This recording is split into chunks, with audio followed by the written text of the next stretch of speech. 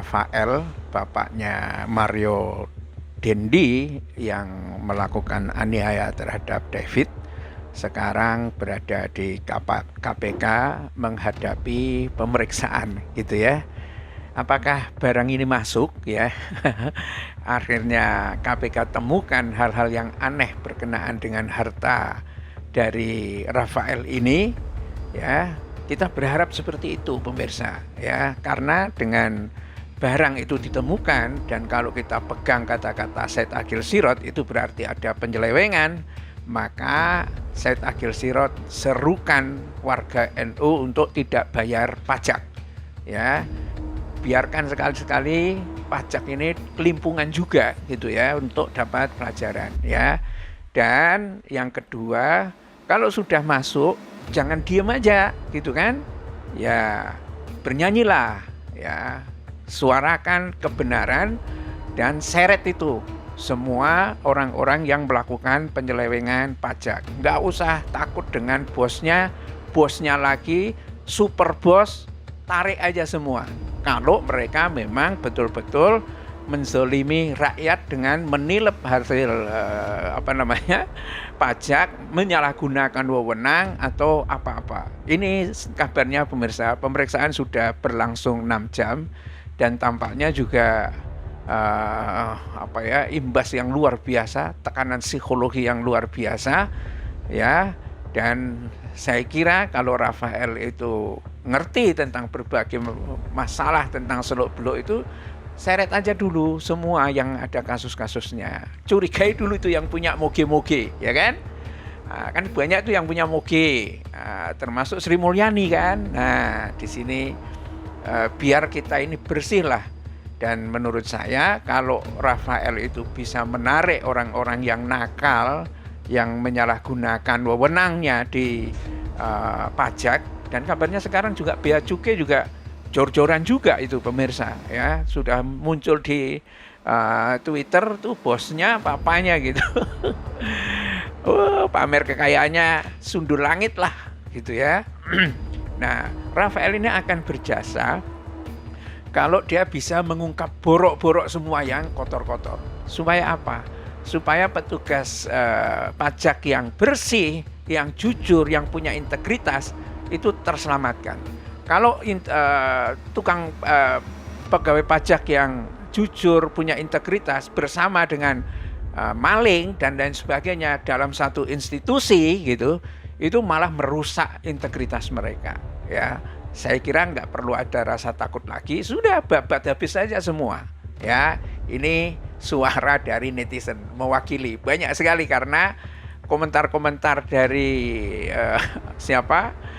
netizen ini luar biasa, merasakan juga bagaimana rasanya kami susah puyeng, resah saat terima surat cinta, kurang bayar dari kantor pajak tiap tahun ya kan. Tapi ada juga yang meledek, gak apa-apa, sudah pernah kaya kan gitu ya. Sekali-sekali hidup memang berputar-putar begitu ya pemirsa.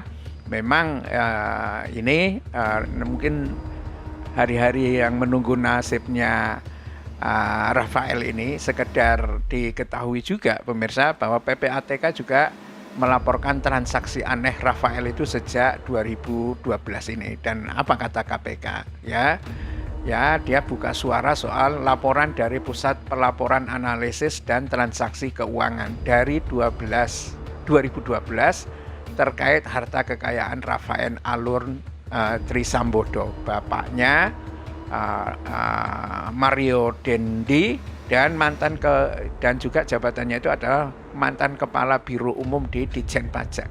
Ya sebetulnya jabatannya nggak tinggi-tinggi amat gitu ya, tapi kekayaannya segitu, nggak kebayang deh. Apalagi sudah Surya Utomo juga sudah terbukti dia di depan, kan keren itu bawa moge. Apa betul hartanya itu hanya seperempatnya Rafael? Ya mungkin seperti dikemukakan oleh Sri Mulyani, jangan pamer. Mungkin banyak juga tapi nggak dipamerkan sehingga tidak terlacak ya. Nah, PPATK itu pernah lapor tahun 2012, tapi ya itu tidak ada tindak lanjutnya. Ya ini yang salah siapa? Ya atasannya dong.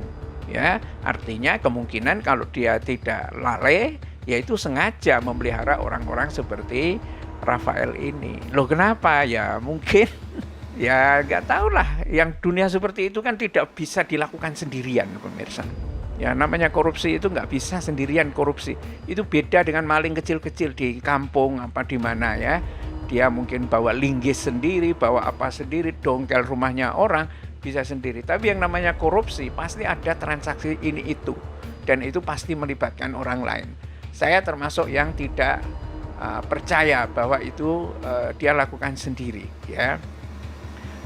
Meskipun ya di laporan pertama ini disebutkan ya mantan pejabat pajak ini menjadi sorotan ya usai laporan harta kekayaannya yang nilainya 56 miliar yang tidak sesuai profil sebagai ASN, tetapi KPK itu belum merinci daftar perusahaan yang sahamnya dimiliki oleh Rafael ya, padahal ya dari KPK mengatakan daftar isi LHKPN yang bisa diakses publik hanya sampai jumlah surat berharga apa-apa gitu, bukan detail nama perusahaan sahamnya dimiliki si pejabat. Ya kabarnya di 6 perusahaan, keren kan?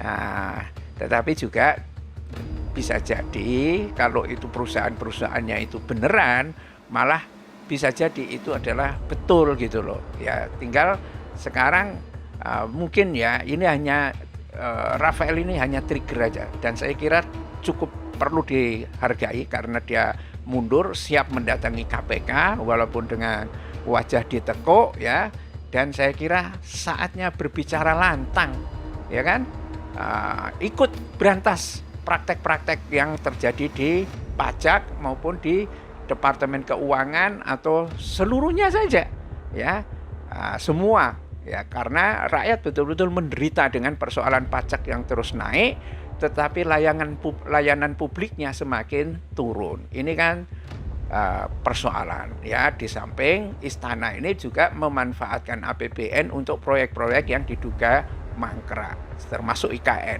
ya, berapa triliun aja uang itu akhirnya dibuang sia-sia. Pada akhirnya akan seperti itu.